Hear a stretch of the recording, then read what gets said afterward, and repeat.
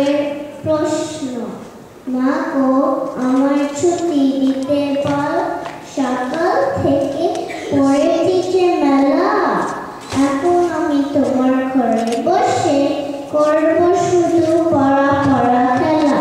তুমি বলছো দুপুর এখন সবে, না হয় যেন সত্যি হলো তাই।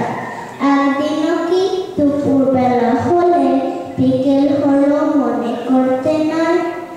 আমি তো বেশ ভাবতে পারি মনে, সূর্যি ডুবে গেছে মাঠের শেষে, পাতি পুরি চুপড়ি ভরে নিয়ে সাপ তুলেছে পুকুর ধারে এসে। আধার হলো মাদার গাছের তলা, কালি হয়ে দিঘি জল, হাতের থেকে সবাই এলো ফিরে, মাঠের থেকে এলো চাষির দল। মনে কর না উঠলো সাজের তারা, মনে কর না সন্ধে হলো